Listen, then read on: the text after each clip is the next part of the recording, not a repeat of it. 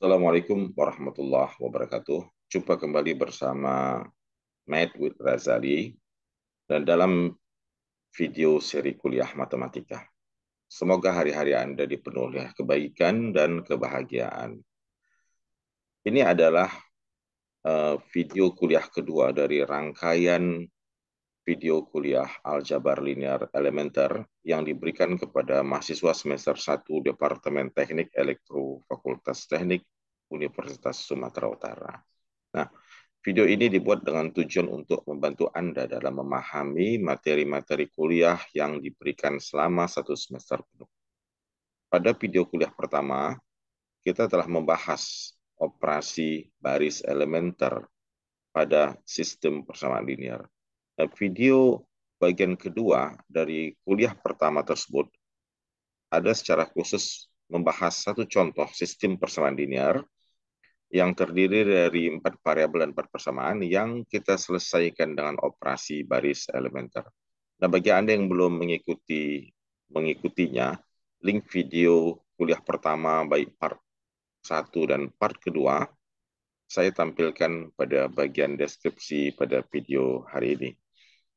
Nah, kita sekarang akan membahas beberapa topik lanjutan pada kuliah kedua ini, yaitu yang kita akan bahas adalah matriks eselon baris dan matriks eselon baris yang tereduksi. Kita akan bahas juga eliminasi Gauss-Jordan, SPL atau sistem persamaan linear homogen. Kemudian ada soal-soal latihan di akhir dari kuliah kedua ini. Dan jika kita dapatkan waktunya nanti, kita akan bahas juga sedikit tentang aplikasi Wolfram Alpha untuk menyelesaikan sistem persamaan linear pada aljabar linear. Mari kita mulai kuliah kita yang kedua ini untuk bahasan pada topik-topik eh, ini. Utamanya adalah kita akan membahas eliminasi Gauss dan eliminasi Gauss-Jordan. Pertama kita bahas matrik eselon baris dan matrik eselon baris yang tereduksi. Nah, mari kita perhatikan satu contoh di sini. Kita memiliki sistem persamaan linear 3 variabel X1, X2, X3, dan 3 persamaan. Ini matrik SPL bujur sangkar ya, variabelnya 3, persamaannya juga ada 3. Nah, ini contoh soal SPL ini telah kita bahas pada kuliah 1. Dan operasi baris elementer yang diterapkan kepada SPL ini membawa kita kepada matrik yang diperbesar. Dan matrik yang diperbesarnya ini dia. Ini adalah matrik yang diperbesarnya. Ya. Hasilnya ya sesudah kita lakukan operasi baris elementer.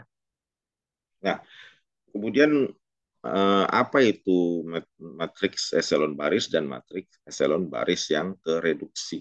Jadi dari contoh tadi, ini SPL ini kita bawa ke dalam bentuk augmented matrix yang yaitu matrik yang diperbesar, lalu operasi baris elementer mengubah SPL ini menjadi seperti ini. Dan ini dia.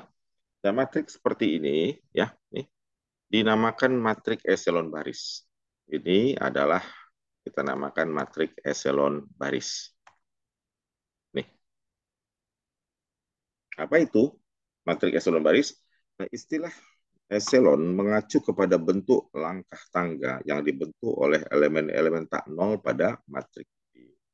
Untuk menjadi matriks dalam bentuk eselon baris, ya, sebuah matriks harus memenuhi beberapa syarat berikut ini. Apa saja syaratnya? Ada 3 ya, secara umum. Nah, pertama,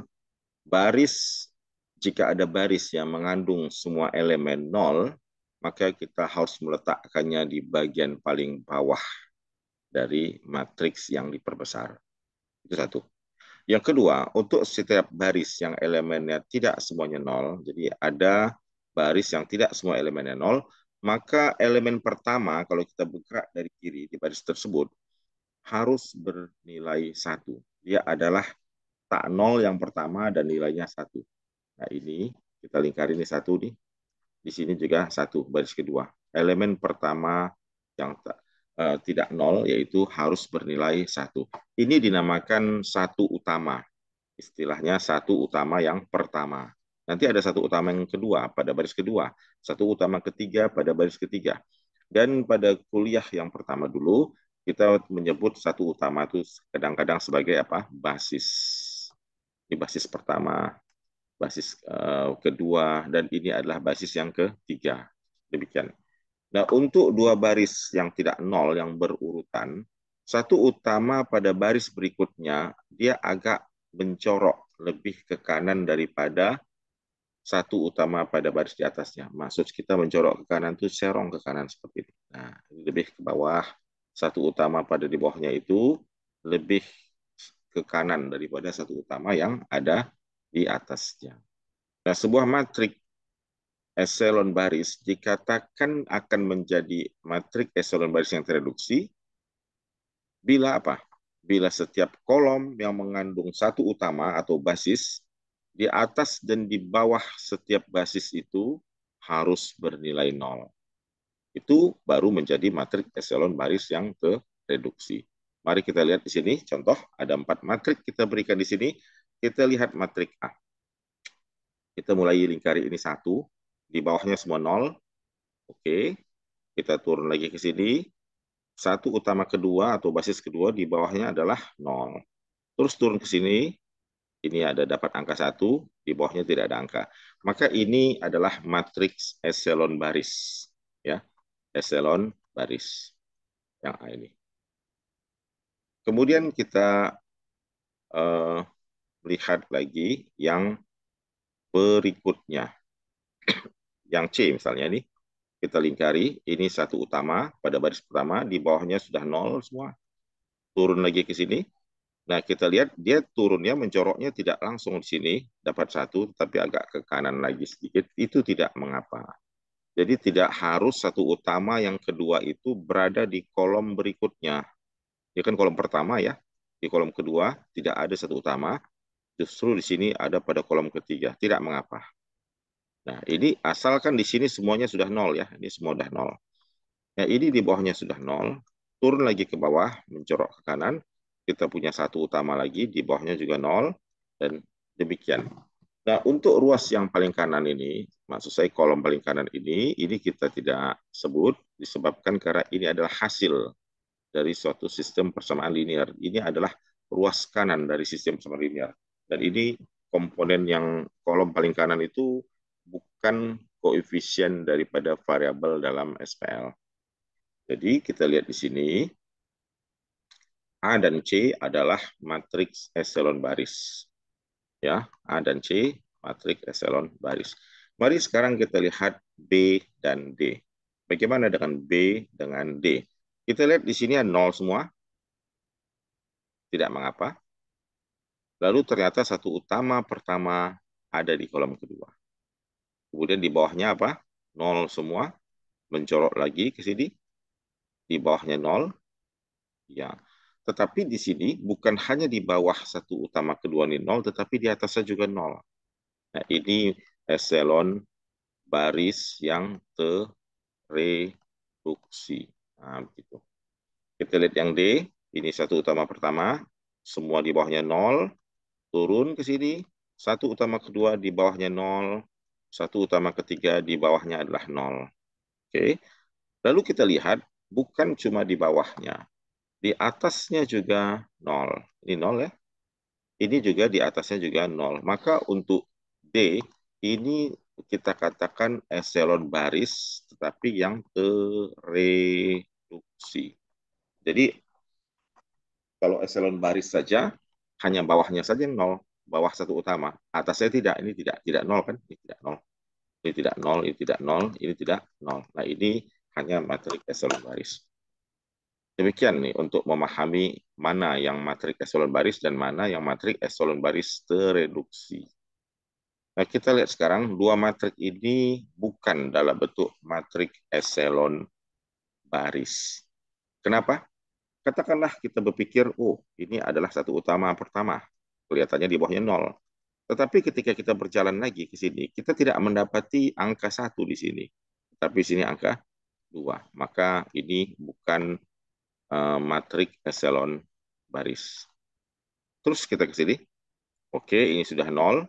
Tetapi pada berikutnya kita lihat di sini, ini nol dan di bawahnya di sini angka 1. Nah, ini tentu bukan matrik eselon baris. Nah, demikian cara kita mengenali mana matrik yang berbentuk eselon baris dan mana matrik yang berbentuk eselon baris tereduksi.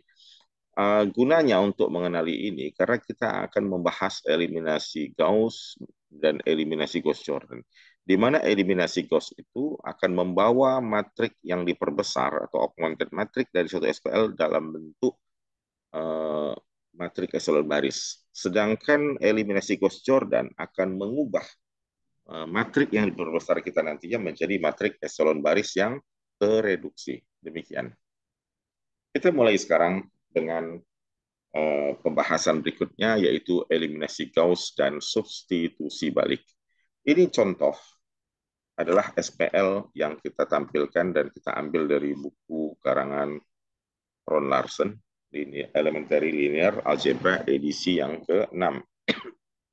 Nah, soal ini telah kita bahas secara rinci dan detail pada video kuliah pertama part kedua. Di dalam deskripsi pada video ini Anda bisa ikuti di part yang kedua. Di mana SPL ini telah kita selesaikan dengan prinsip operasi baris elementer. Ya, operasi baris elementer. Nah, apakah itu eliminasi Gauss? Pada dasarnya, eliminasi Gauss itu memanfaatkan sepenuhnya operasi baris elementer. Jadi saya rasa ini saya tidak akan juga menerangkan kembali ini, karena ini secara detail Anda dapat lihat rujuk pada video sebelumnya ya, video kuliah 1 part yang kedua pada bahasan bagaimana kita mengerjakan operasi baris elementer pada kasus seperti ini. Nah, jadi proses operasi baris elementer itulah yang dinamakan metode eliminasi Gauss. Jadi eliminasi Gauss membawa suatu matrik yang diperbesar menjadi bentuk eselon baris. Bukan eselon baris tereduksi, tetapi eselon baris saja. Mari kita lihat. Nah, ini saya akan berikan juga hanya dalam bentuk globalnya saja. Tentunya untuk mendapatkan X1, X2, sampai X4 dengan menggunakan eliminasi Gauss yang menerapkan operasi baris elementer, kita harus menuliskan SPL ini dalam bentuk matrik, yaitu matrik yang diperbesar, augmented matrik. Kolom paling kanan adalah hasil. Ya, kolom-kolom lainnya adalah koefisien daripada SPL itu sendiri, koefisien daripada variabel dalam SPL itu sendiri. Nah, ini kita lihat. Nah, ini kita harus pertukarkan baris kan. Baris pertama kita tukarkan dengan baris kedua, karena di sini entry yang paling pertama sebelah kiri ini bernilai 0 dan dia harus bernilai 1. Tetapi kita mengalihkan dengan berapapun tidak bisa menjadi 1. Detailnya lihat pada video kuliah sebelumnya. Baik, ini kita pertukarkan baris ya, baris pertama dan kedua. Nah, sesudah dipertukarkan, 0 kan semua di bawahnya. 2 dan 1 ini harus berubah menjadi 0 dengan operasi baris elementer ya. Nah, seperti itulah cara eliminasi Gauss bekerja. Maka dua perintah ini akan mengubah matrik ini menjadi matrik baru seperti ini. Oke, sekarang ini satu utama pertama atau basis pertama, di bawahnya sudah 0, turun ke baris kedua, kita tetapkan ini adalah basis kedua atau satu utama yang kedua, ini 6, 6 ini belum 0, nolkan. Caranya, kita kembali kepada proses operasi baris elementer. Nah, 6 dinolkan dengan perintah ini. Nah, akibat perintah ini, angka 6 ini jadi 0, ini jadi 0 di sini. Oke, oh sorry, bukan ke situ, ke bawah ya maksud saya. Maaf ya. Nah, ini ke sini menjadi 0. Nah, setelah itu kita turun ke sini kan begitu. Kita punya angka di sini negatif 3. Nah, untuk membuat dia menjadi bentuk eselon baris dengan eliminasi Gauss, maka kita kalikan dengan negatif sepertiga. Kan begitu? Nah, ini berubahlah dia menjadi 1 di sini. Matrik berikutnya ini. Perubahannya ke sini. Oke. Lalu kemudian satu utama ini beruntung karena di bawahnya sudah apa? Sudah 0. Tidak ada lagi yang perlu dinolkan. Turun lagi ke baris yang keempat, mencorok ke kanan untuk mendapatkan satu utama berikutnya, yaitu negatif 13. Tentu ini kita kalikan dengan apa? kita jadikan satu dengan mengalihkannya dengan min 1/13 dikalikan dengan R4 ya. R4 itu baris yang keempat. Ini menjadi 1. Negatif 39 dikalikan min 1/13 adalah menjadi 3. Kita telah selesai di sini. Kita sudah memiliki semua satu utama dan di bawahnya ini, lihat, di bawah setiap satu utama, semua bernilai 0. Ini matrik eselon baris. Ini adalah matrik eselon baris, tapi bukan reduksi. Nah, kita sudah selesai. Dari sini tidak ada lagi ya baris di bawahnya yang mau dinolkan.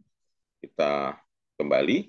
Nah, hasil terakhir ini kita tuliskan lagi dalam bentuk SPL. Karena ini kolom pertama adalah koefisien dari X1, kolom kedua adalah koefisien dari variabel X2, maka penulisannya menjadi SPL dalam bentuk seperti ini.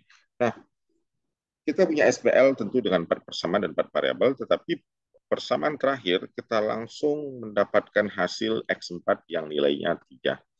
Nah, dengan menggunakan substitusi balik, X4 ini 3 kita masukkan ke persamaan yang ketiga, maka kita akan dapat X3 berapa?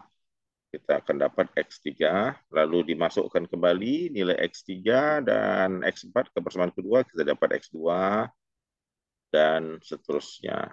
Ya, kita peroleh X3-nya 1, lalu kita nanti memperoleh X2-nya 2, dan X1-nya negatif 1. Nah, langkah dari X4 yang dimasukkan ke persamaan-persamaan yang di atasnya, inilah yang dinamakan dengan apa? Substitusi balik. Jadi, eliminasi Gauss itu biasanya bekerja mendapatkan dulu satu variabel keempat misalnya, X4. Tapi tidak langsung mendapatkan variabel ketiga, kedua, dan pertama. Untuk mendapatkan variabel-variabel yang lain, maka variabel X4 itu kita masukkan lagi ke persamaan-persamaan untuk mendapatkan jawaban dari variabel-variabel yang lainnya. Itu yang dinamakan dengan substitusi balik dengan eliminasi Gauss. Jadi eliminasi Gauss biasanya dilanjutkan lagi dengan substitusi balik. Baiklah, kita lanjutkan lagi. Bagaimana kita jika diberikan suatu sistem persamaan linear yang persamaan linear itu tidak memiliki solusi. Karena seperti kuliah pertama kita katakan suatu SPL itu hanya memiliki satu dari 3 kemungkinan, yaitu tidak ada solusi, ya, satu solusi saja, ada lagi banyak solusi. Banyak, 2 itu sudah dianggap banyak solusi ya. Ya, lebih dari satu dikatakan dalam kategori banyak solusi. Nah, mari kita lihat SPL tanpa solusi. Kita punya berapa variabel ini? Sepertinya variabelnya 3, tetapi persamaannya 4. Artinya di sini kita memiliki jumlah variabel yang lebih sedikit daripada jumlah persamaan. Tentunya seperti biasa, ini kita nyatakan dalam bentuk matrik yang diperbesar. Augmented matrix, ya. Ini augmented matrixnya, ini adalah kolom terakhir yang memuat ruas kanan dari persamaan SPL, ya, hasil. Nah, jika kita terapkan eliminasi Gauss, ingat ya, eliminasi Gauss itu adalah operasi baris elementer prinsipnya. Kita terapkan pada materi yang diperbesar, maka saya tidak terangkan lagi, saya berikan saja Anda untuk mencoba ini bagaimana hasilnya. Maka pada sebagian langkah, karena kan eliminasi Gauss itu kan memiliki banyak-banyak langkah seperti ini ya, matriknya terus berubah-berubah. Pada sebagian langkah di sini, ketika Anda selesaikan, ada suatu keganjilan atau keanehan.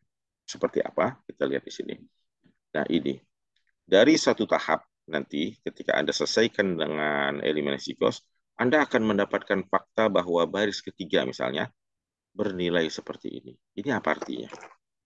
Ini kalau kita konversi lagi ke SPL, ini X1, ini X2, ini X3 dan hasil, maka ini akan mengatakan bahwa 0 X1 ditambah 0 kali X2 ditambah 0 kali X3 sama dengan negatif 2. Ini artinya 0 sama dengan negatif 2. Ini adalah fakta yang false, salah, tidak benar sama sekali.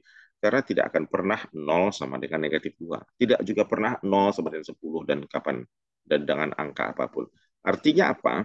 Jika kita temukan dalam suatu eliminasi cost, mungkin langkah pertama dari pekerjaan kita mereduksinya langsung ketemu baris yang seperti ini, suatu baris yang semua elemennya nol, tetapi hasil kanannya itu tidak nol, sehingga kita punya jawaban nol sama dengan negatif 2 atau nol sama dengan angka berapapun, maka Anda tidak perlu lagi untuk lanjut menyelesaikan eliminasi cost hingga tahap akhir. Karena apa? Karena ini menandakan bahwa sistem SPL tidak punya solusi. Nah, di kuliah pertama saya telah katakan bahwa suatu SPL yang tidak punya solusi dinamakan apa? SPL yang tak konsisten atau inconsistent. Demikian ya. Ya, jadi ini case yang kalau kita temui langsung berhenti saja dan simpulkan bahwa SPL tidak punya solusi. Nah, berikutnya ya tadi kan kita telah bahas suatu SPL dengan satu set solusi ya. Tadi ya dengan eliminasi cost tadi ini satu set solusi aja.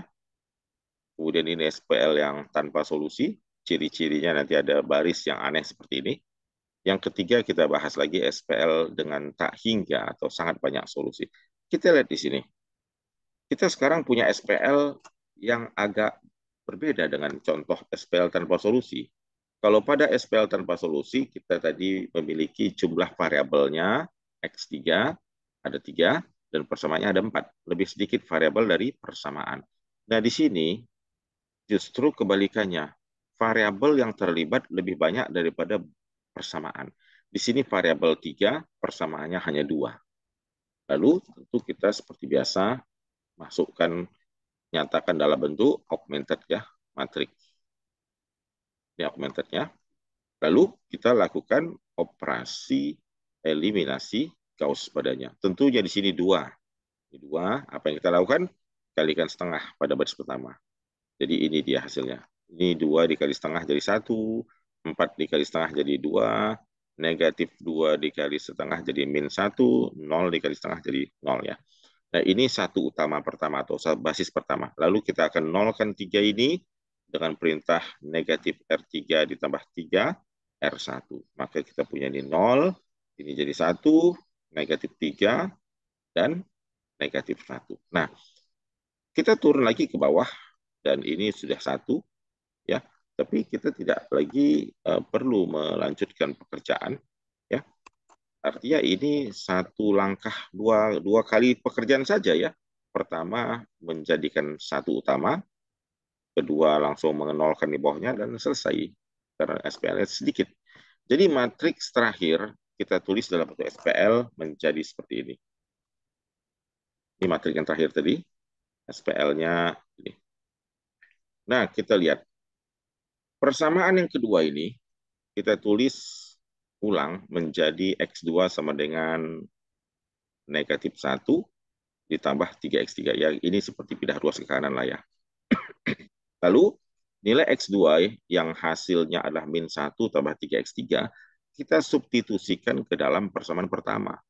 Jadilah X1 itu menjadi ini, X1 ditambah 2X2 dikurang X3. Nah, ini jadilah dia X1 itu menjadi 2 dikurang 5X3, dan X2 itu menjadi 1 dikurang min 1 ditambah 3X3. Nah, sekarang X3-nya mana? Nah, X3-nya itu bebas. Jadi karena kita sudah sekarang punya solusi ini ya, X3, X3 itu kita misalkan saja T. T inilah yang dinamakan dengan parameter. Ini parameter. Jadi kalau kita berikan T-nya 4, misalnya T4 ya, T4, apa yang terjadi? Kalau T-nya 4, kita akan punya X3 pasti 4. Kalau X3-nya 4, maka X2-nya jadi berapa? Kan begitu. Nah, X2-nya masuk jadi di 4 ke sini. Ini 4 kali 3 berapa? 12 ditambah min 1, jadi X2-nya dapat 11. Kemudian X1-nya menjadi, nah ini pun sama. Ini kan tadi 3. Sorry, ini 4 ya. Jadi 2 dikurang 20, negatif ke 18. Nah, Jadi himpunan solusi tuple, tiga tuple, X1, X2, X3, dari sistem ini diantaranya adalah X1 min 18, 11 dengan 4. Nah, pertanyaan lain, apakah ini satu solusi? Ini hanya salah satu solusi. Adakah solusi lain? Ada. Banyakkah? Sangat banyak. Disebabkan kalau kita memberi T pada nilai-nilai yang lain, misalnya saya ganti T dengan 0, apa yang terjadi? X3-nya otomatis jadi 0, karena demikian pula X2-nya akan menjadi min 1 tambah 0. Ya, min 1, kemudian X3-nya, X1-nya maksud saya akan menjadi 2 dikurang 0, 2. Maka himpunan solusi yang lainnya, tiga tupel lainnya, yaitu adalah X1-nya tadi 2, min 1, dan 0. Nah, ini solusi yang kedua. Dan lain-lain solusi. Cukup banyak solusi karena kita tinggal mengganti T dengan angka yang kita ganti berapa saja, arbitrary secara bebas, maka kita akan memperoleh himpunan-himpunan solusi yang tak hingga banyaknya. Ini adalah contoh SPL dengan tak hingga banyaknya solusi. Baik. Nah, persamaan yang seperti tadi itu, kalau kita ganti dengan T, inilah yang dinamakan persamaan parameter. Jadi ini dalam bentuk persamaan parameter. Jadi parameternya adalah T. Ya, ini contoh-contoh lainnya untuk solusi-solusi yang lainnya. Oke. Baik, kalau begitu kita masuk kepada definisi. Jadi jika suatu SPL memiliki banyak solusi tak hingga, maka satu himpunan persamaan parametrik ya dari mana semua solusi dapat diperoleh dengan menetapkan nilai numerik ya ke parameter tersebut dinamakan solusi umum dari sistem tersebut. Jadi ini tadi kita namakan solusi umum ya. Ini kan bebas angkanya. Ini yang saya lingkari ini namanya solusi umum. Karena nilai T-nya bisa kita ganti bermacam-macam. Oke, baik. Nah, kita telah selesai membahas eliminasi Gauss. Sebelum kita lanjut kepada eliminasi Gauss-Jordan, ini saya berikan soal latihan, yaitu SPL dalam bentuk yang sudah matrik yang diperbesar. Jadi ini dalam bentuk matrik yang diperbesar. X1, X2, X3, X4, X5. 5 variabel, 3 persamaan. Silakan Anda coba ya.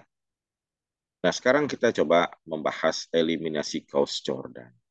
Jadi kalau pada eliminasi Gauss, kita membuat matrik yang diperbesar berubah menjadi eselon baris, maka pada eliminasi Gauss-Jordan, sesudah kita sampai pada satu utama yang paling bawah, maka dari bawah kita naik lagi ke atas untuk menolkan semua elemen yang di atas daripada satu utama. Jadi kalau eliminasi Gauss ya ini ya simpelnya begini ya. Kalau kita bekerja dengan eliminasi Gauss, yang kita lakukan apa? Dari sini kita terus turun ke bawah, kan begitu. Ini contoh tadi ya, misalnya ini DSPL lah. Kita mau lakukan eliminasi Gauss-Jordan ya. Kita nyatakan dalam bentuk matrik yang diperbesar. Nah, matrik yang diperbesarnya sesudah kita hitung dengan eliminasi Gauss, maka menjadi seperti ini. Ini tidak kita terangkan lagi detailnya, maka menjadi seperti ini. Dari langkah ini selesai ya. Ini kan eliminasi Gauss. Lihat, karena di bawahnya sudah 0, ini sudah 0 semua ya. Nah, sekarang untuk kepada eliminasi Gauss-Jordan, yang kita lakukan apa?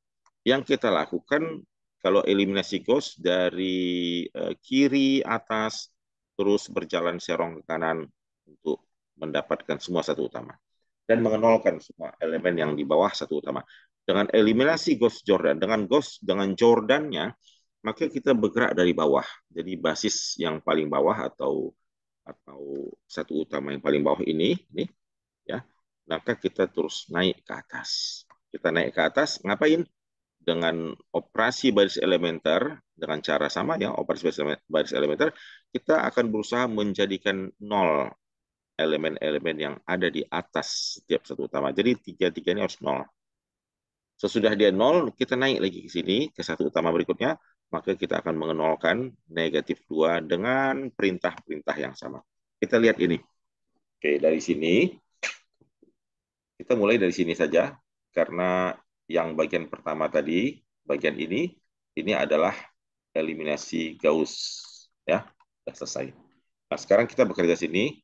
Ini, oh ini, sorry, ini sudah nol ya. Berarti dari sini kita start. Oke. Dari sini dengan perintah yang sama, operasi baris elementer, pertama min R1 tambah 3R3, min R2 tambah 3R3 untuk mengenolkan ini. Mengenolkan 3 yang 3 ini. Ya, seperti itu. Maka sesudah kita nolkan, jadilah dia nol seperti ini. Dan nol kan? Nah, maka berikutnya apa yang kita lakukan? Dari paling bawah kita naik ke atas. Nah, jadi serong lagi ke atas, ke kiri, arah kiri atas. Lalu ini kan negatif 1. Ini jadi negatif. Ini berubah. Tadi kan dia adalah basis atau satu utama. Tapi akibat proses yang dilakukan pada bagian paling bawah, mengubah satu utama yang di sini menjadi negatif 1. Itu tidak masalah. Jangan khawatir ya. Maka ini tetap menjadi satu utama baru. Ya, si negatif 1 ini harus menjadi 1 lagi.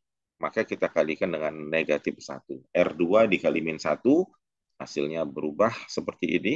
Nah, jadi dia positif. Jadi positif.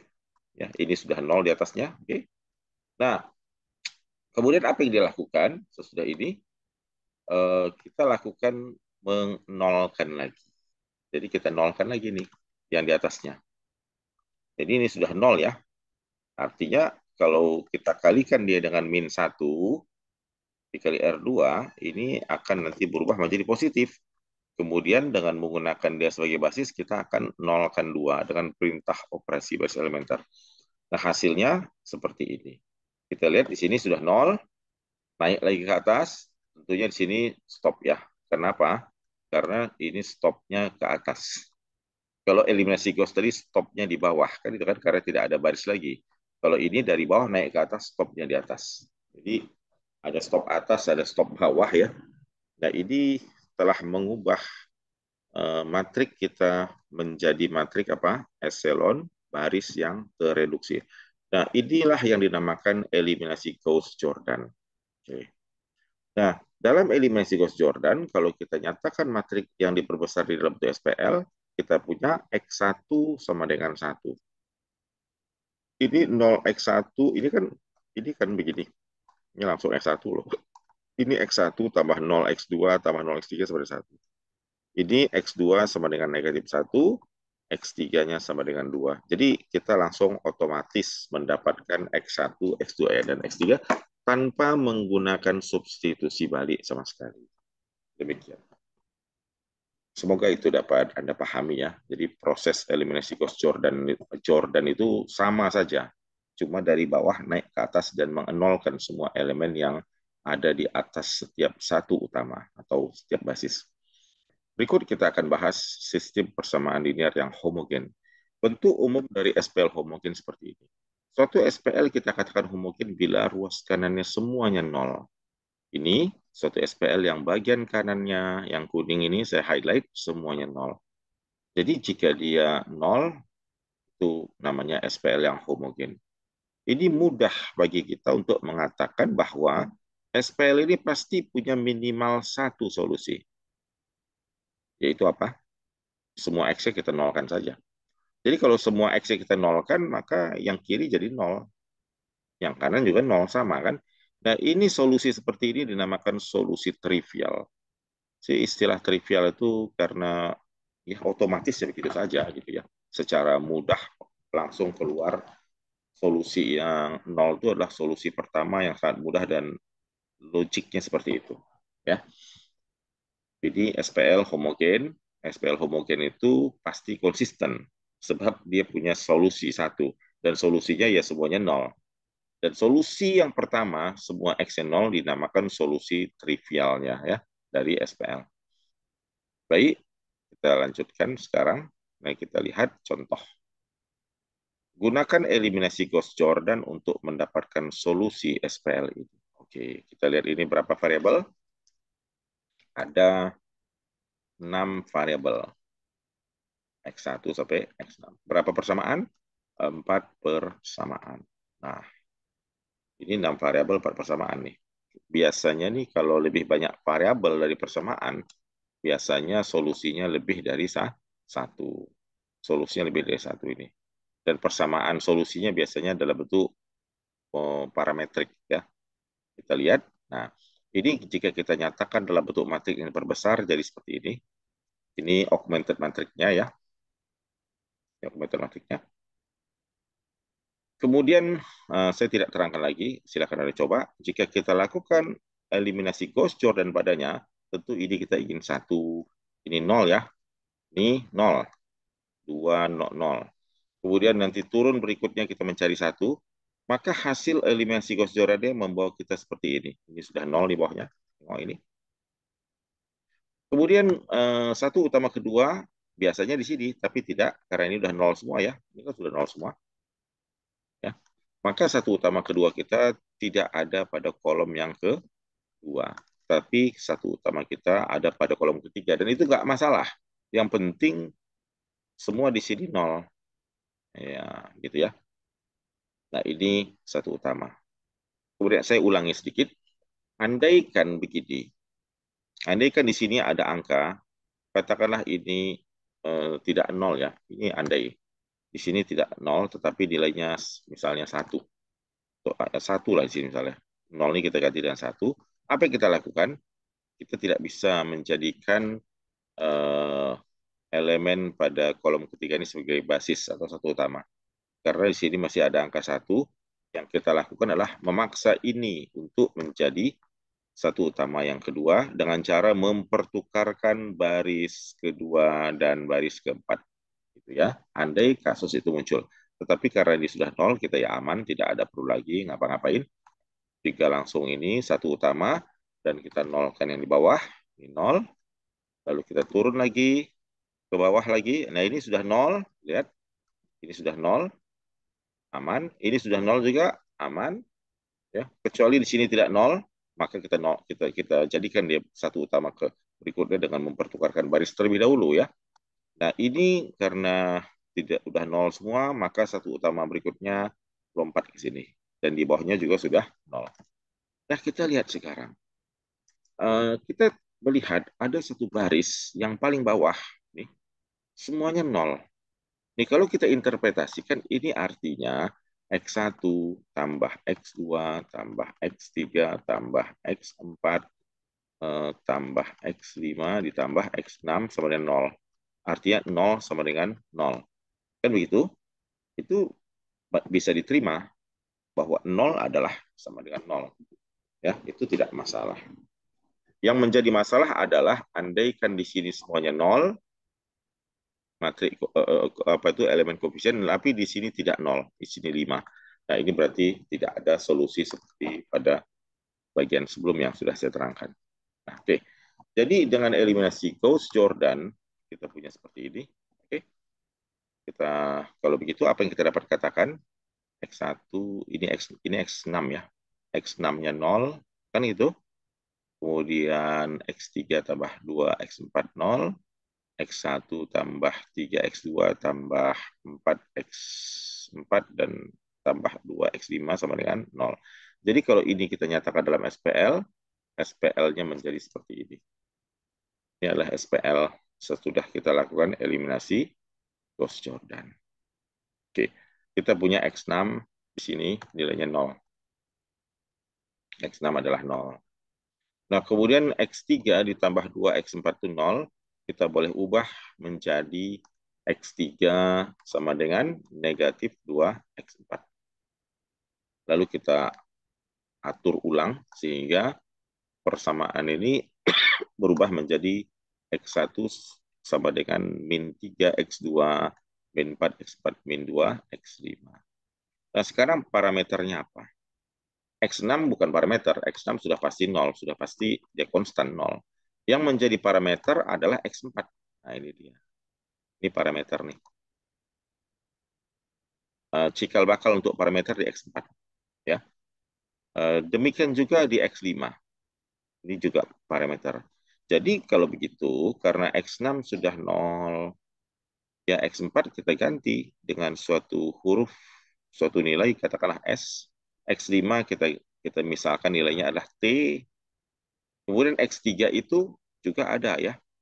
Oh, X3 tergantung kepada X4. Karena X4 itu kita misalkan S, maka X4 kita misalkan apa di sini? X4 kita misalkan S ya. Ya, X4 tadi kita misalkan S, maka kita punya nilai X3 ini. Oh ya, X4 itu T ya di sini ya. Saya tulis ya. Ini salah tulis ya, maaf ya. Salah tulis ini. Jadi di sini hmm, ini T ini kok salah. Ya karena X5-nya adalah T.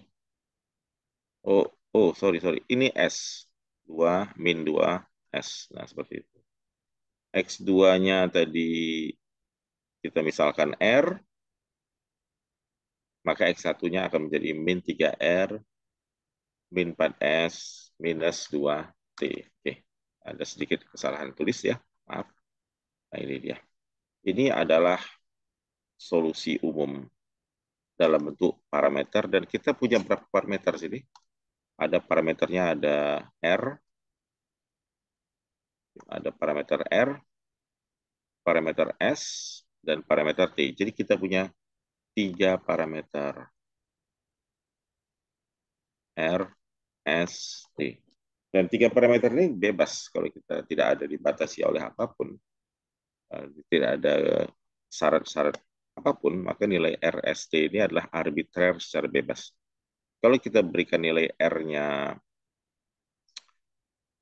2, maka X2 berubah menjadi 2 dan itu akan mempengaruhi nilai X1. Baik, nah demikian.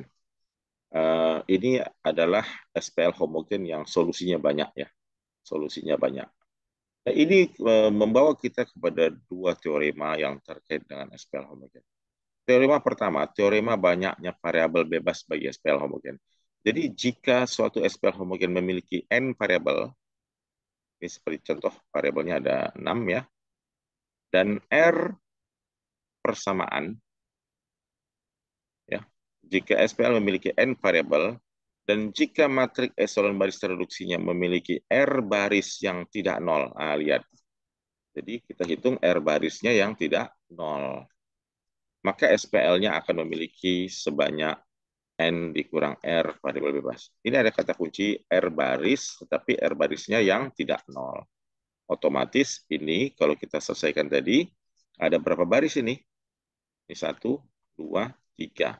Walaupun di sini ada 4 baris, tetapi baris yang tidak nol itu ada 3, karena baris keempat ini tidak dihitung, karena semuanya bernilai nol. Jadi di sini case-nya ini dalam teorema R-nya sama dengan 3. Ya, baris tak nol. Maka dia akan memiliki sebanyak N dikurang R variabel bebas. Berarti 6 dikurang 3, yaitu 3. 3 variabel bebas, maksudnya 3 parameter, yaitu R, S, dan T. Itu maksud teoremanya. Kemudian teorema banyak solusi pada SPL. SPL homogen yang memiliki jumlah variabel lebih banyak daripada jumlah persamaannya, pasti akan memiliki tak hingga banyak solusi. Nah, ini telah kita nampak di sini. Jika variabelnya lebih banyak daripada persamaannya, dia berbentuk persegi panjang yang agak melebar ke kanan itu ya, kiri kanan, maka dia pasti akan memiliki solusi yang lebih banyak, lebih dari satu solusi maksudnya. Nah, itu maksud teorema.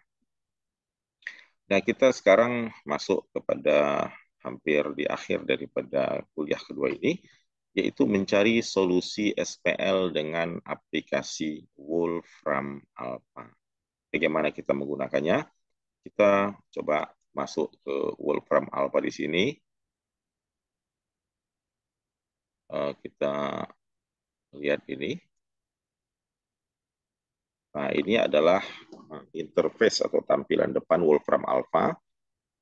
Di sini ada namanya palette. Kalau kita klik ini memudahkan kita untuk menginputkan beragam persamaan. Tapi kita lihat di sini. Di sini ada section matematik, science, teknologi, everyday life, dan lain-lain. Kita masuk ke matematik. Klik matematik. Dari matematik di sini ada elementary, aljabar, kalkulus. Kita pilih yang linear algebra. Ini kan kita kuliahnya aljabar linear kan. Klik ini biru, title linear algebra. Di situ ada vektor, matrik, dan seterusnya. Maka kita cari apa ini. Kita coba cari, kita akan menggunakan yang mana. Nah, di sini masuk ke matrices dan di sini pilihannya bukan multiply matrices, bukan mengalihkan, tetapi row reduce matrix. Jadi kita pilih row reduce a matrix. Nah, kita klik aja ini, row reduce a matrix. Nah, ini dia. Nah, ini adalah cara yang paling mudah di mana kita menggunakan Wolfram Alpha memasukkan semua elemen-elemen baris dengan perintah row reduce lalu dimasukkan dengan menggunakan kurung kurawal seperti ini. Dan ini baris pertama ya. Nah, ini augmented ini. Min 3 itu hasilnya. Lalu baris kedua pisahkan koma, kurung kurawal lagi. Nanti kalau kita enter atau sama dengan hasilnya seperti ini. Ini adalah mungkin X1, X2, X3, dan hasil. Maka kita akan memiliki solusi seperti ini. Nah, ini dia. X1-nya min 2 per 5, X2-nya min 11 per 5, dan X3-nya min 21 per 10. Apakah kita perlu mencoba? Anda boleh mencoba ya dengan cara Anda sendiri. Silakan dimasukkan elemen-elemennya dan nanti akan Anda temukan jawabannya. Ya, oke demikian. Itu kemudahan yang diberikan dengan adanya teknologi. Ya, kita dapat mencari solusi SPL dengan cara yang sangat mudah dan sederhana. Nah ini saya ambil aja nih contoh ya. Sebentar.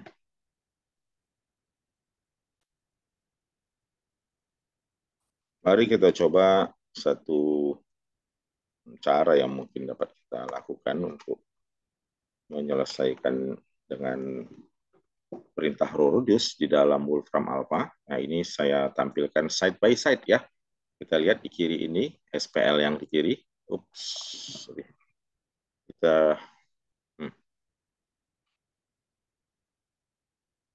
kita lihat SPL-nya ini. Mhm. Nah, sekarang SPL ini baris pertamanya kita isi.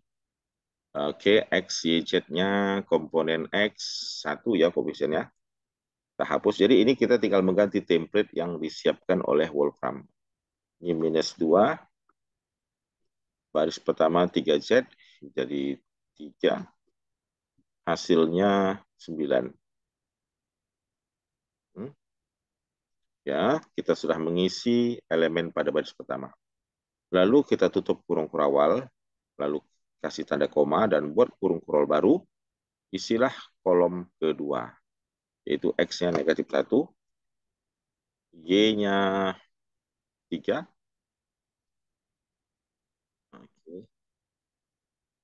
Z 0 ya, dan hasilnya negatif 4. Kita ganti. Terakhir, 2 minus 5.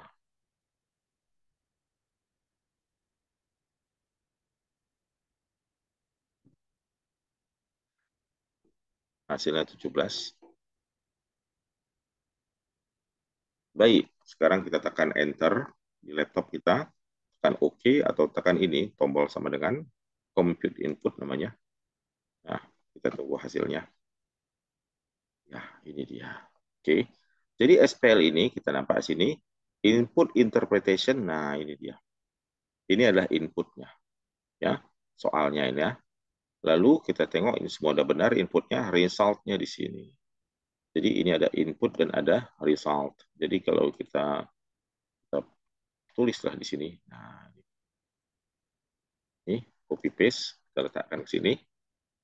Ini telah selesai kita dengan Wolfram Alpha pada masuk kepada section linear algebra. Ya, ini row reduce-nya dan ini result-nya. Ini artinya apa? Ini X sama dengan, ini kan X ya, sama dengan 1, Y sama dengan negatif 1, lalu Z sama dengan 2. Jadi ini adalah solusi dari SPL ini secara langsung dengan perintah row reduce. Demikian yang dapat kita sampaikan pada kuliah kali ini. Semoga ini membantu Anda dalam memahami kuliah aljabar linear ya, terkhusus pada masalah eliminasi Gauss dan eliminasi Gauss-Jordan yang diterapkan untuk menyelesaikan sistem persamaan linear. Baik, kita tutup kuliah ini dengan uh, menyarankan Anda ya untuk mencoba latihan-latihan soal. Ini ada soal 1, 2, 3 soal, dan ini coba Anda selesaikan. Nah, untuk soal ketiga, bagaimana Anda menyatakan ini dalam bentuk matriks yang diperbesar? Tentunya Anda harus mencari nilai ABCDE, ABCD dengan memasukkan titik-titik. Jadi kalau misalnya Anda masukkan titik lah ya, saya kasih clue satu saja di sini. Nih, for example kita masukkan titik 1,17. 1,17 itu artinya X-nya 1 kan, Y-nya 17. Masukkan ke persamaan ini. Makanya semua X menjadi 1, jadi 1/3 kali A. Ini B kuadrat jadi 1 kuadrat kali B, ditambah C kali 1C, ditambah D, sama dengan Y, 17. Nah, ini adalah persamaan yang pertama. Masukin titik kedua, akan kalian peroleh persamaan kedua, titik ketiga, dan titik keempat. Maka kita akan memiliki persamaan, 4 persamaan dalam apa? A, B, C, D. Lalu cari berapa A-nya, B-nya berapa, C dan D-nya berapa dengan menggunakan eliminasi atau eliminasi Gauss. Dan nanti ada verifikasi dengan apa? Wolfram alpha, masuk ke bagian linear algebra, ya, linear algebra,